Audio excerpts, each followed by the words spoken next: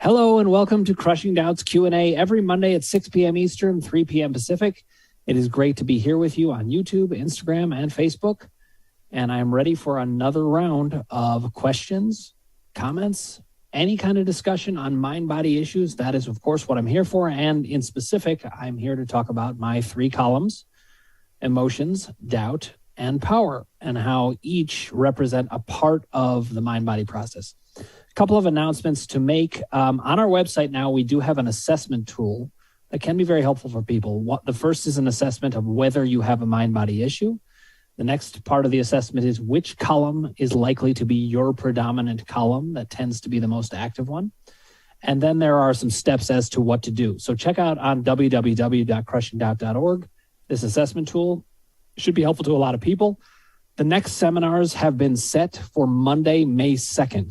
Unfortunately, we're not going to have one in April, but there's a reason for that. And it's actually kind of good news.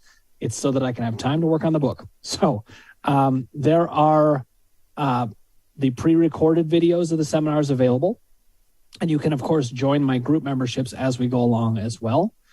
Lots of ways to get yourself help. I am in the middle of doing my 3rd round of training to get more and more people available to see people.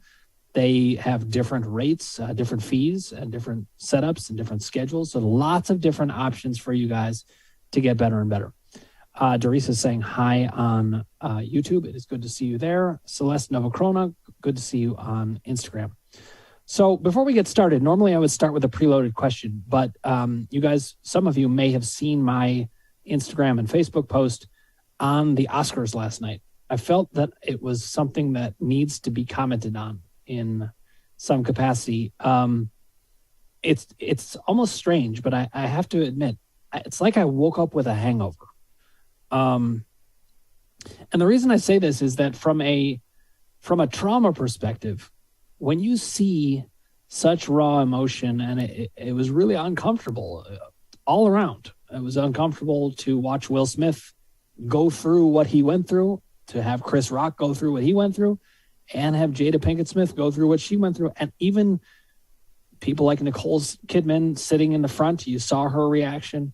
But even for the viewers, we all kind of went through something. And I know it may sound weird in an age where there's war in the Ukraine and fear about nuclear war and bigger picture things.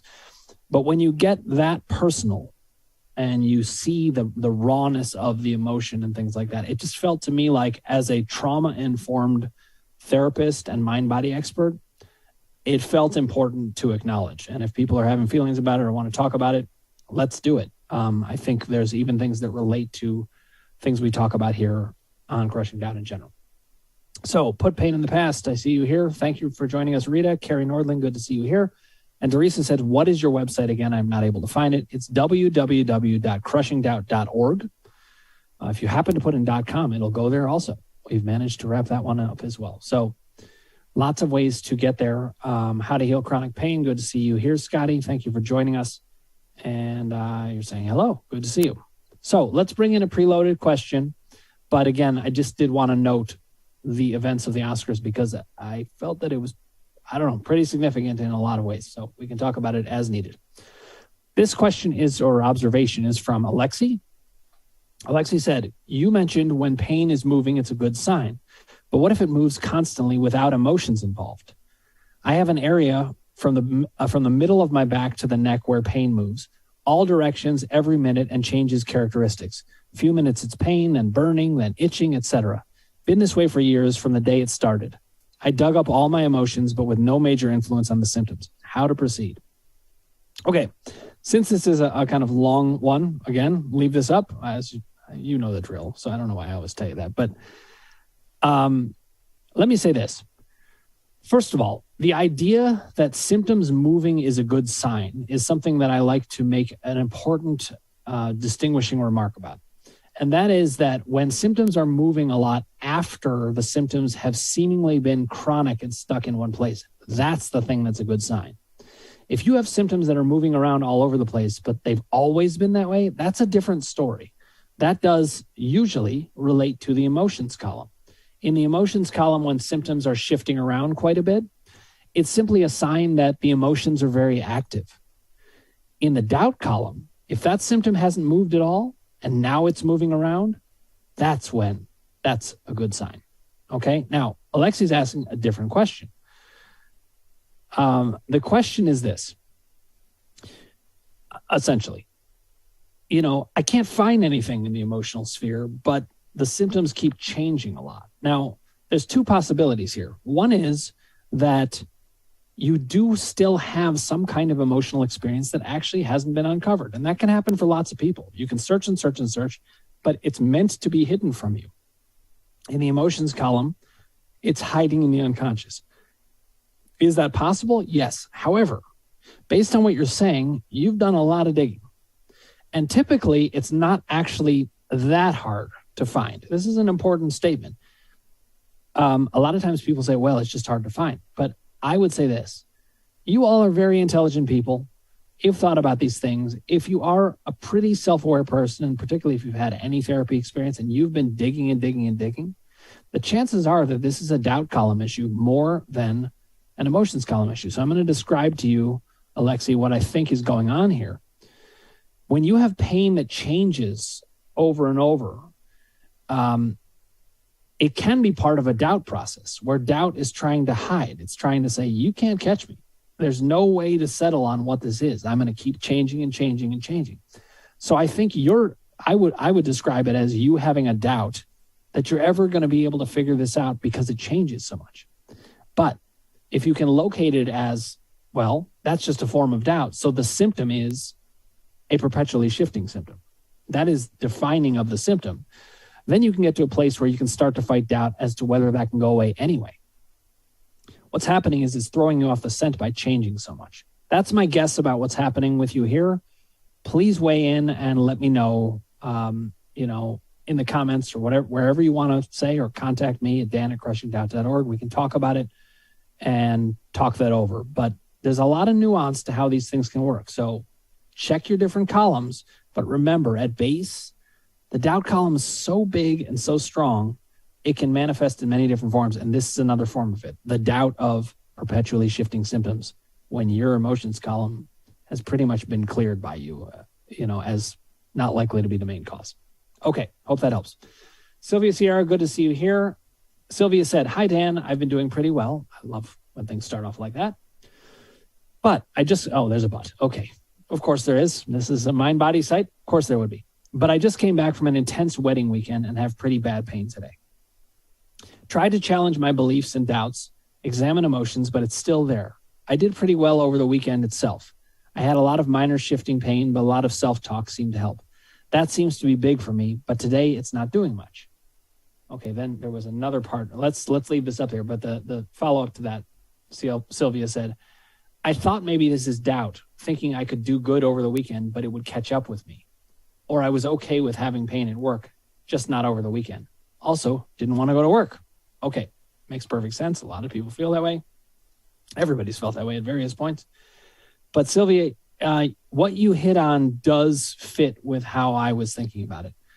I was kind of reading it as, and this happens frequently to people, when you decide you're going to put forth a great effort to combat doubt, there's often this letdown experience where after you've gone through the period where you needed to do it, you relax and boom, then it comes in. So I think that's what happened here. I think you had to work pretty hard at it. I think this will get easier and easier as you work at it. But what happened then is you came back and there was a combination. You didn't want to go to work and you had already worked a lot over the weekend. I think this, again, it's going to get a lot easier.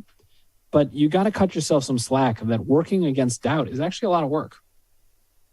And so I think that's what happened. You had to work hard at it. However, here's the good news. It did work. You were able to master some symptoms in a way that freed you up to have a better time. If we can just start to extend this and build your system within my system so that you get better and better at this, you're going to get to a place where it's much more relaxed and you won't get caught by these letdown moments afterwards. But here's another thing, another piece of good news. If you know about this, then you can extend your battle with doubt just a little bit further and define it not so much as I got to get through the weekend, but define it as I got to get through the weekend and maybe the half day after it. because that's when the transition happens, and that is when doubt can pounce.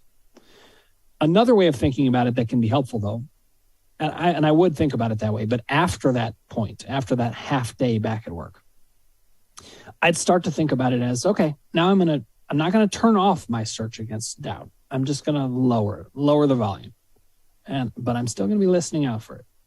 So I think for a lot of people who have been suffering from chronic pain and other chronic symptoms, you're all worn out, and there's a tendency to want to turn off that kind of fight against doubt. What I want you to do, though, is remember it's a power column solution to remember that it doesn't have to be a chore. It could be power. It could feel good. And I'm not just saying that to reframe something in a way that's not true to reality. I think it really will feel good if you start to think about it that way. But it's very easy for doubt to get you to stop thinking about it that way. It can get you simply by saying to you, I'm going to be a lot of work. You might as well give up. That's the kind of thing doubt says to you. So keep an eye out for it. I think this is a doubt column issue all the way, Sylvia, and it sounds like you caught it pretty well, actually. When you apply that, I think you're going to have success here. Okay, hello, Whitney Wood. Good to see you here. And Joel Deban, thank you for joining us here. Okay, Rita has a comment. This is about Will Smith. That was not about defending his wife's honor. It was displaced rage and a massive ego. They are a toxic couple that enjoy airing their dirty laundry in public on the regular. Chris Rock is a good, I think, man, person. Something was coming there, Rita. So here's the thing. I totally understand that viewpoint, Rita. I don't even necessarily think you're wrong about that. I think there are aspects of that are true. But the thing that struck me about it is how tragic the whole thing felt. Okay, Chris Rock is a good person who was horrifically bullied as a kid. She's going to say more about the joke, so I'll read more when you say that, Rita. I did really feel for Chris Rock. I mean, his joke was probably pretty tasteless, and it did certainly relate to, it was tasteless in a particular way because Jada Pinkett Smith has suffered with alopecia. And look, as a mind-body practitioner, I'm all for protecting people from being teased about that. So bullying not good in either direction. But I do have to say one thing that I did feel for Chris Rock about is that he kind of had to clean up the mess. He was standing there in the middle of presenting this thing, and he just had to behave himself as best he could. And I think he did a pretty good job with that, given that. But I just felt the tragicness of the whole thing. You know, all three people involved, all of the viewers, and really all of us at home. It was a really awful thing to watch. And I know I recognize that you could argue that anything that happens at the Oscars is trivial compared to a lot of real life experience. But the thing about that is that was a real life experience right there. And it was not pretty. And what was on display was the primitivity of human experience. We all have it. And I just think we're not handling it so well yet. And part of the reason is we can't talk about it in real ways. And so that's part of the reason I wanted to bring it up. But, you know, I did know that Chris Rock was bullied as a kid, and my heart goes out to anybody who was bullied as a kid. I just wish we could find ways to connect and not listen. It's going to happen where rage is going to get provoked, and we're going to have triggers and things like that. But we got to repair. We got to come back and reconnect. And that was the thing I wish Will Smith had done in his speech, is to kind of own that more and kind of make that more apparent that he had thought about it a little more. So Rita said, the joke was not meant with malice. G.I. Jane is a hot badass. LOL. Not Jabba the Hutt. They could have addressed the issue with grace and class, not thuggery. It's complicated, and lots of people are going to have different directions on this event. But I think what we should focus on is how much everybody's hurting and it's not getting carried out well. And I think I'd like to work on that. I'd like to give people permission to express their emotional hurt more directly so it doesn't have to come out physically. Okay, Celeste Novachrono says, "Hi, Dan. I wanted to ask your thoughts on somatic experiencing therapy for processing childhood trauma and help get rid of persistent symptoms." Okay, so I don't have a super level of expertise on somatic experiencing therapy per se. However, and this shouldn't surprise anybody, it does relate a lot to what I do. So somatic experiencing does involve kind of processing feelings through, recognizing sites in the body and what experiences they're having. I think the body is the most useful tool for processing trauma that we have. I say it all the time. The body is the most empathic entity we have. What I mean by that is your body doesn't like when anything bad happens to you at all. So when it comes to a kind of therapy for processing trauma, I like ones that connect to the body. EMDR is my top one of choice usually. It does involve somatic experiencing in some ways in that you locate parts of the body, but it also allows a sort of processing that is very helpful. And on top of it, it's trauma informed. However, somatic experiencing therapy that's designed to work with trauma has all the markings of good, helpful therapy. And I think it could help with persistent symptoms. I will say this, Celeste, if you're not having an easy time getting rid of symptoms while processing trauma can sometimes make symptoms elevate a little bit.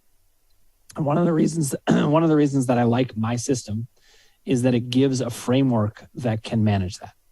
So you've got your 3 columns, and it's a strategic thing that you can use in conjunction with any therapy. So I'd say go for it, but use the columns if you need to manage the symptoms kind of separately. If the trauma is leading to inflamed symptoms, the columns can help you with that while you're processing that trauma. Okay, Sylvia Sierra had a follow-up. She said, "It is a lot of work. Thank you for saying that, but I'm sure it will get easier and it won't feel like I'm constantly talking to myself and reassuring myself." It really won't. It takes some time.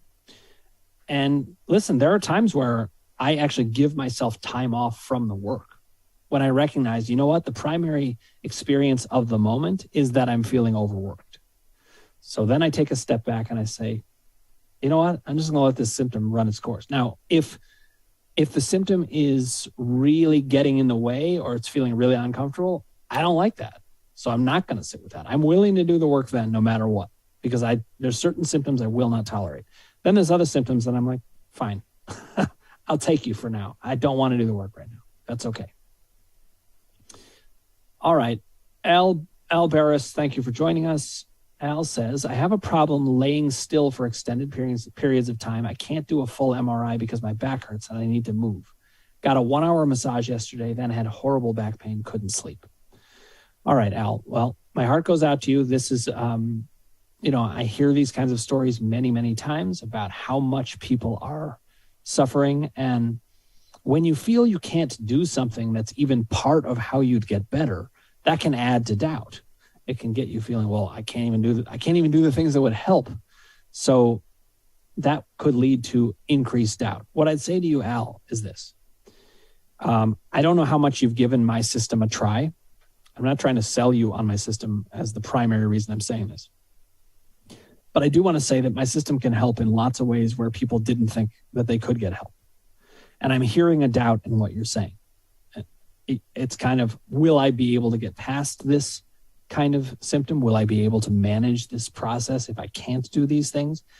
And I think that that's why doubt's so important. When doubt is there, it takes over everything. So try to think about how doubt is playing a role here, Al. And let's see if we can now take a step forward, because you don't have to have this. I understand that you're probably not getting the help you need yet, but my columns can really help with that. So let's trade some emails here. Dan@crushingdoubt.org. I would like to get you real help with this, and you don't have to be stuck with this. I really believe I can help you. So let's talk about it. Okay. Let's see. Celeste Novacrona had a follow-up. She said, "What's the best way to learn and work through your columns on a smaller budget?" Okay. First of all, I'm trying to make things more and more affordable, and to keep increasing different options. One of the things that we are doing is we've found ways to reduce some costs, and that's helping us reduce the cost of the seminars. So the seminars are more affordable than they were.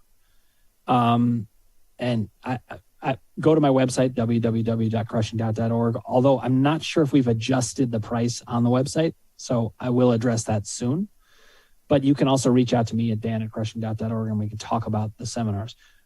It is more affordable to watch it just on video than to come live, where you get to ask me specific questions and there's more interaction. So that's one way to do it. But if you're on a really, really tight budget, first of all, it's going to be great when I get my book out, because the book is going to be the best way to help you on a very tight budget. But the group memberships are a very helpful way generally to work on this. You can come even just once a week, and it's $97 a month. So my producer's calling me in the middle of this. He should know better. Okay, sorry about that. So $97 a month.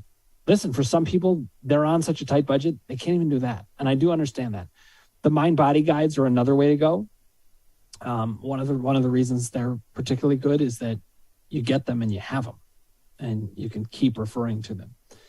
But the group memberships are a good way to help with moment-to-moment experience and working things through. And even once a week makes a big difference for a lot of people. So it's another thing to check out. In addition, I've done some trainings with people that have lower fees. So if you need lower fee work, they've learned the columns and they know how to do it. Contact me. I've got lots of ways to do it, and I will help you as best I can, Celeste. Okay, Whitney Wood Music. I'm a music guy, so I love that last part. Whitney says, "Hey, Dan, I've found much relief in certain areas of pain. Vocal pain is consistently acute for 8 years." Okay, I love that she's using my phrase consistently acute as well. That's how I refer to chronicity. I don't think there is chronicity. I think we are moment to moment, consistently acute, even for 8 years. And I had consistently acute pain for 8 years, actually, same number. So I get it. When addressing things such as not feeling heard, is that just power column / core narrative? Or doubt column and emotions column as well? So that's a great question, Whitney. One of the things that I like to do is to comb through the columns each time and with each individual. These columns are living things. They're moving and changing. So I would just check. I wouldn't actually know necessarily which one it is, but I'll give you some guideposts that might help. If you're finding that it's a sudden onset or a sudden uptick in a symptom and it's not usually there, that tends to be emotional. If it is this consistently acute thing, though, that's sounding to me like the doubt column is the primary column. And so that's where I'd be looking. In the power column, the theme of not feeling heard, remember, the power column is kind of like Frankenstein's monster of all the emotions column packed into one thing, especially that core narrative. And so if it's feeling like it's not a very specific issue that leads to a very specific onset or a very specific uptick, and it's more kind of persistently there, but still coming and going, that feels more like a power column thing. Remember, the power column is about plateaus in recovery. So maybe you've gotten better to a certain point and it's stopped. That's the kind of thing that's indicating a power column issue. So go back and think about the nature of these columns and which one is likely to apply. Based on what you're saying, consistently acute for 8 years, that vocal pain, that sounds very doubt column related. It's got all the markings of it. So let's talk about it. Now, Whitney Wood Music also did say the seminar is so worth it. I appreciate you saying that. Whitney Wood Music said the sound is gone. Courtney, are we hearing sound? I'm coming through okay? All right, Whitney, let me know if the sound has come back on. Oh, no sound on Instagram. Any ideas about that? Courtney, let me know if you sound. You got the phone call, so it may have interrupted the sound. So I'm not sure if you just have to check that you're not muted or if you have to start again. Okay, I think I need to start up Instagram again because it looks like the call in the middle interrupted this. Okay, I'm going to start again. Hold on one second. That is not what we wanted to be doing. All right, sorry guys. Technical difficulties. Let's start up Instagram again. Okay, I've started up Instagram again. Now, people on Instagram, please let me know if you can hear me. Okay, let's get back to some observations and questions from YouTube. Sylvia Sierra is commenting on the Oscars again. Okay, Joel and Kona has joined, and Whitney Wood Music has joined. Okay, guys, can you hear me on Instagram? Yes, excellent. Okay, I posted the first half of this on Instagram, so it's a little bit funky this week, but I wanted to make sure you got the sound at least. Good, glad you can hear me.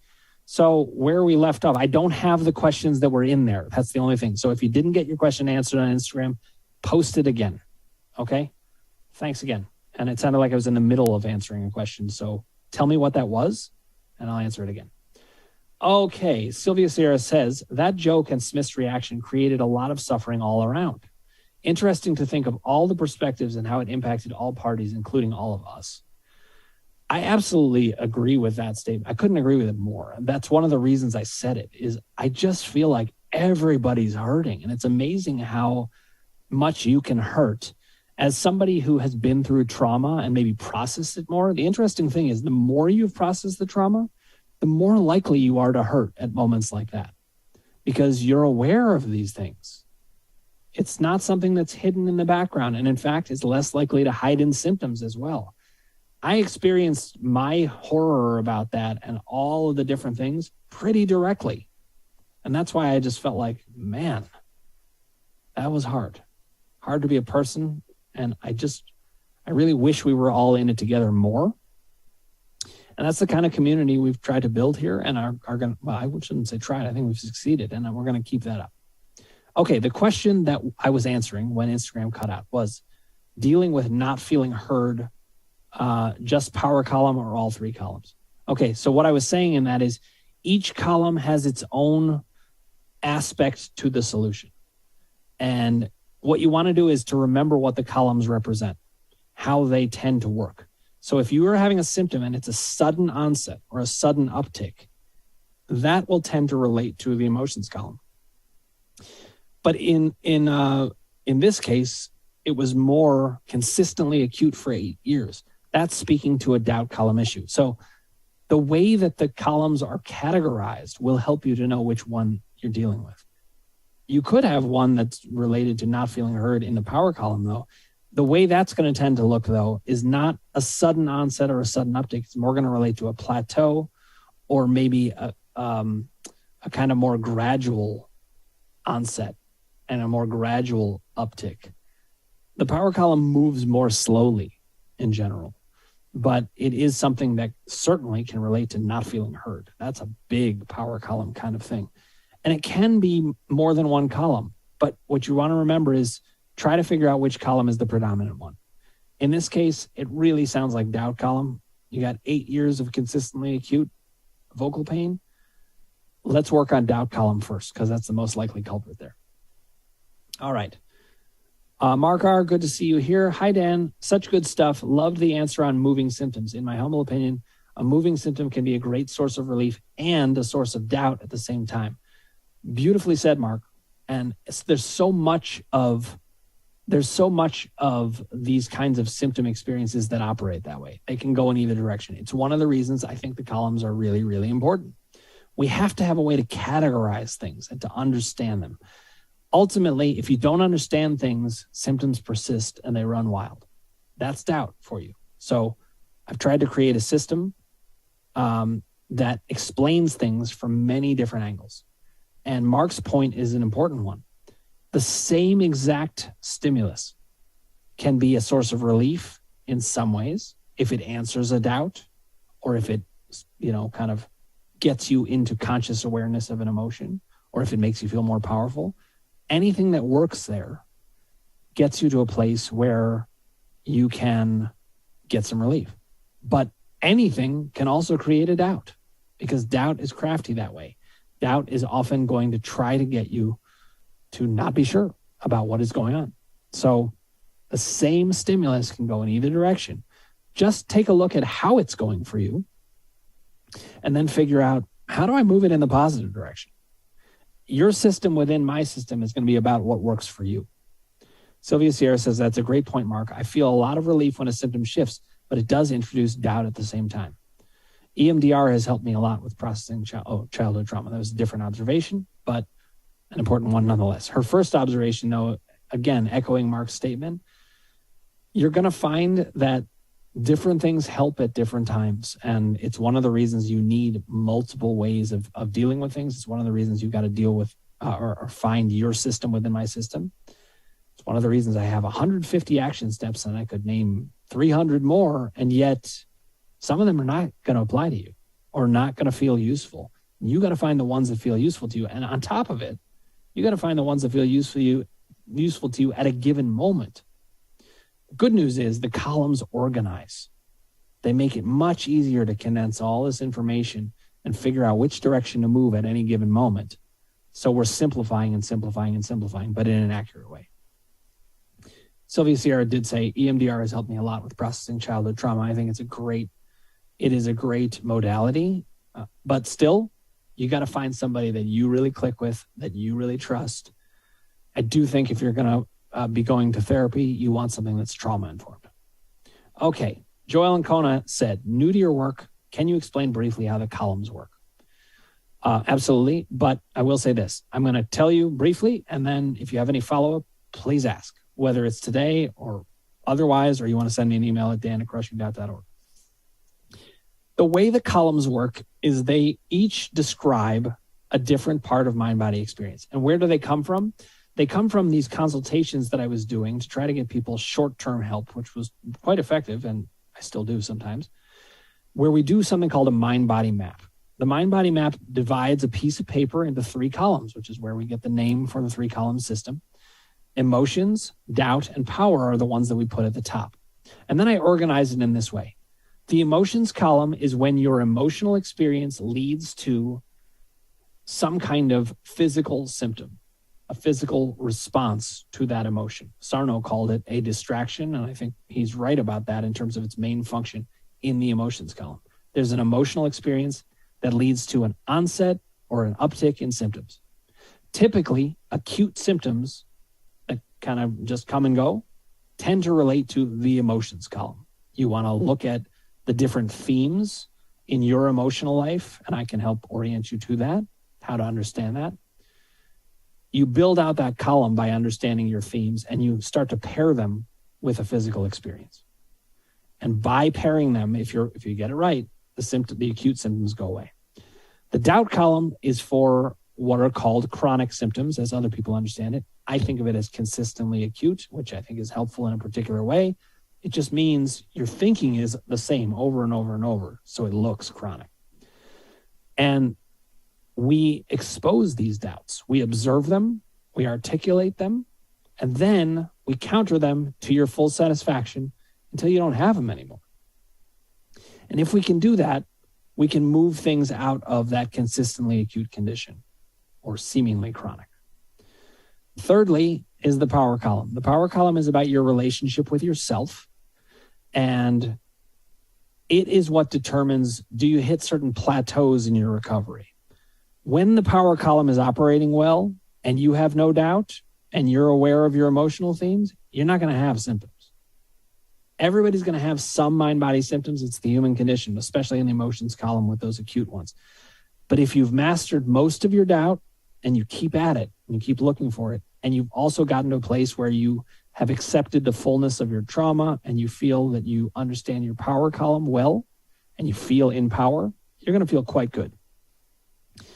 The follow-up question, can certain symptoms fall into all categories? Yes. However, you can still get a very good system to explore this. One is that there's a primary column to every symptom. And you're going to want to work on that first. Then you can look at the aspects as they apply to other things. So there are ways to apply these different things, even if they relate to all 3 categories. All right. Karen Isaac said on YouTube, I had a bad day last week about being scared for a mammogram, which is all fine. Had today. Glad to hear you're fine, Karen. Couldn't stop crying. Nothing was working to self-soothe. Bad headache. I stopped trying and just cried all day. On the fascinating part of work, My husband's friend had a heart attack, and that night I had pain sensation in my neck down my left arm. It went away. However, I have a new doctor's appointment Wednesday. Should I tell him? Okay, these are two separate questions, but let's leave them up there. Questions/observations. Joelle Ancona, you are welcome. She said thank you on Instagram. I'm glad that was helpful, and we can talk more about it as needed. So first of all, I think Karen's point here is that sometimes it's okay to have a bad day and to just let yourself maybe even have some symptoms. The way that I think about that actually is that symptoms are expressing our emotional experience. I say your body is a flowing emotion. If your body's having a symptom, well, that can relate to your emotional life more than can. It does. It is expressing your emotional life. And sometimes you just need to let it go. And one of the things that I would say about that is, we all feel a certain sense of danger in being mortal beings. It's not easy being a person. We're in a pretty kind of messed up situation if you think about it. It's also a pretty great situation if you can think about it the right way. But it's tricky. And a lot of times we're in a spot that's hard. And when you're going for a mammogram, obviously I'm not a woman, so I don't know that aspect of things, but it's a point of vulnerability. Anytime we go in for some kind of checkup of some kind, where we could find out some kind of information that could be bad, that's hard. And so I like that you kind of self-soothe by stopping trying. There's a way in which that is a self-soothing thing. So maybe you can think about it that way, Karen. I think you did good work there. Now, the second part, on the fascinating part of work, she had a symptom that related to her husband's friend having a heart attack. That's not surprising. It's the power of suggestion. We're thinking about things that way. Now, if you're ever worried, obviously get things checked out by a doctor. But the fact is, a lot of times people can have the experience that they hear about a certain symptom and that kind of triggers them. In fact, that is how I think of it. It is a trigger. It's an environmental experience that kind of sets the table for a suggestion. Maybe you could have this symptom. Well, doubt is always going to go towards the plausible. It's also going to go towards the thing that can get its foot in the door.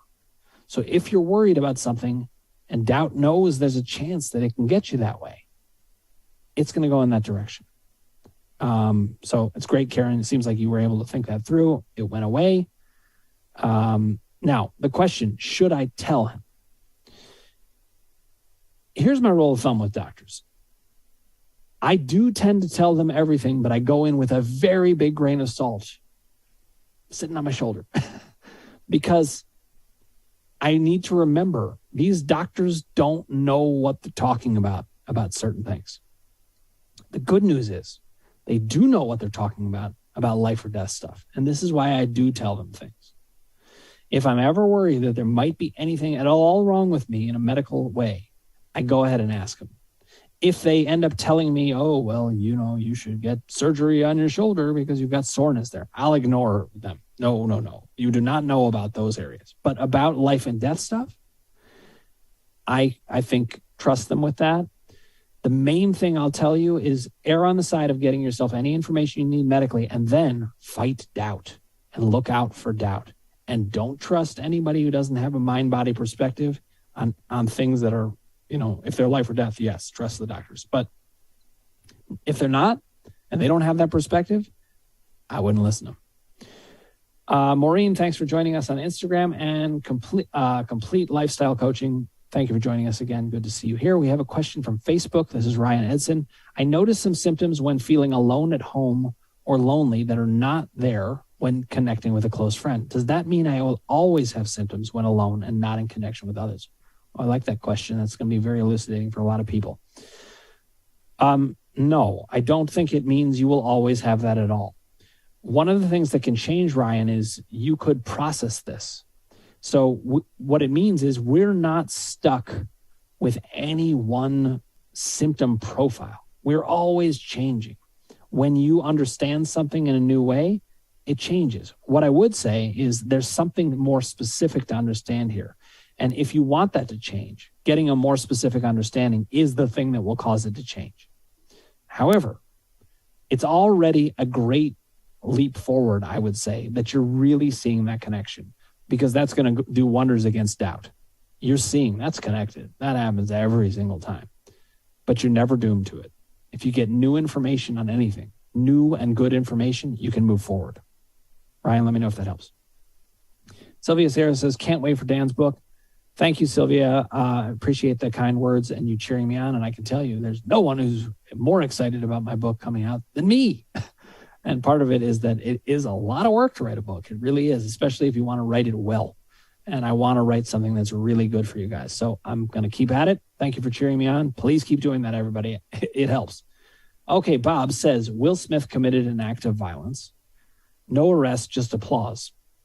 Bet it's not the first time their dirty work, best behind closed doors.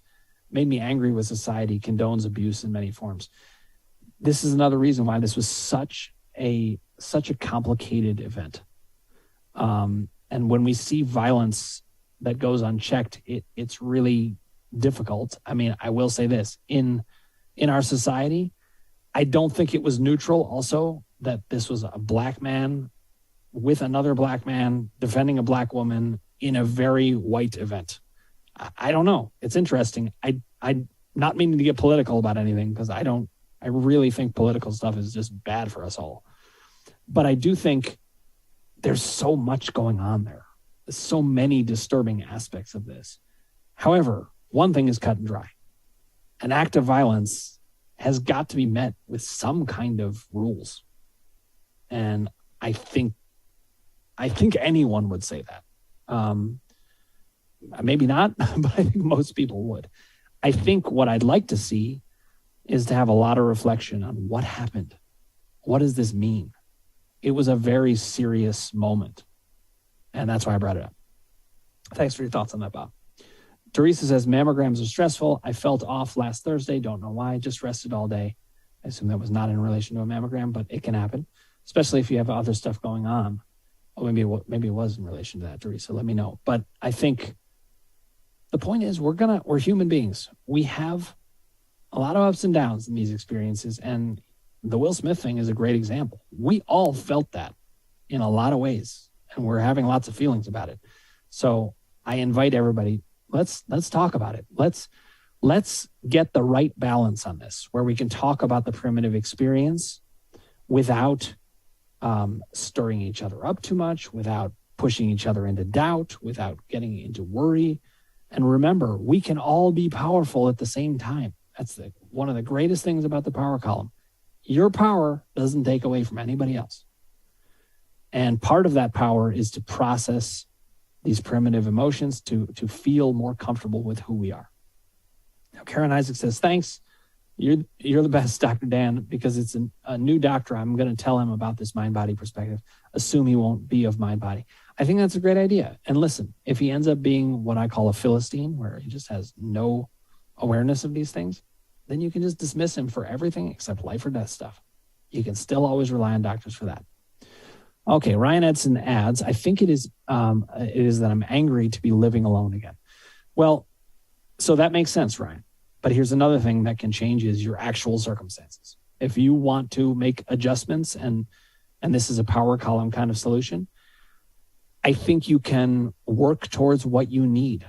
And if you're valuing you and you feel like in the power column, like I talk about, I am gold, then you're going to know you don't have to be alone. There are going to be people who want to be with you, who value you.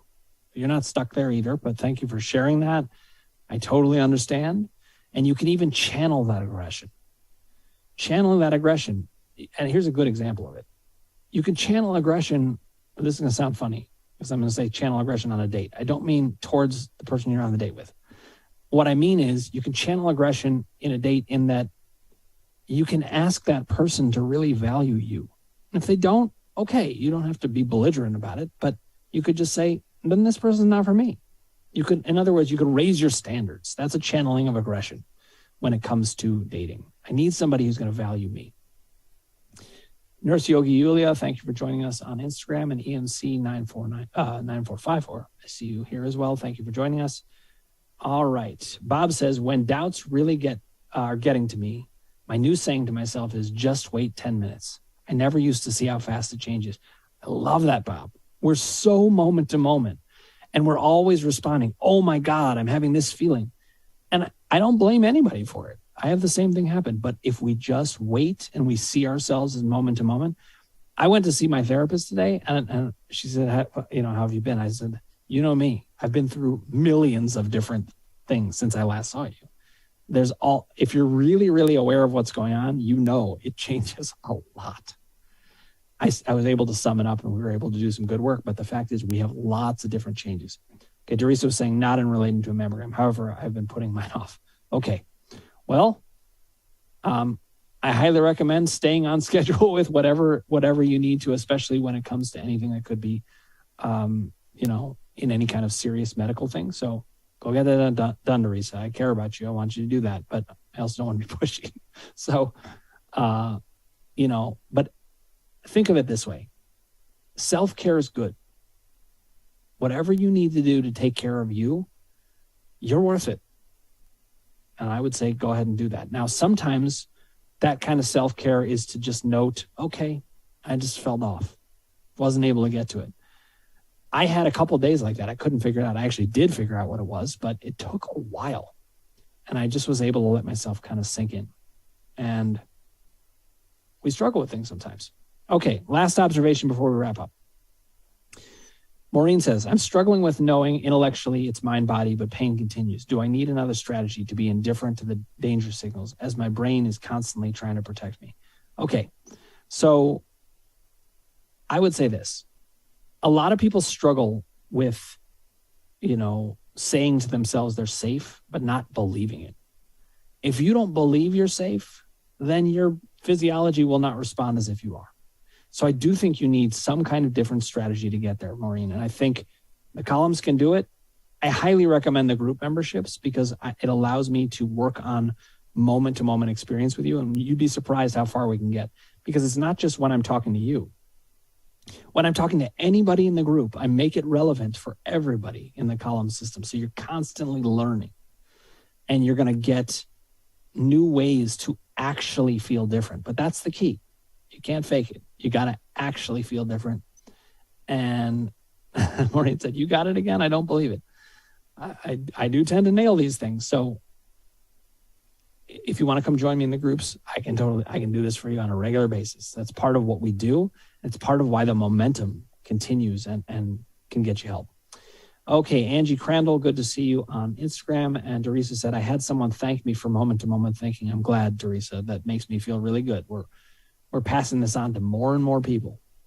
And the more people we help, the more this spreads and the better it gets. So spread it far and wide. Thank you so much, guys. It was a pleasure being here with you as always. I'll be back with you again Monday at 6 p.m. Eastern, 3 p.m. Pacific.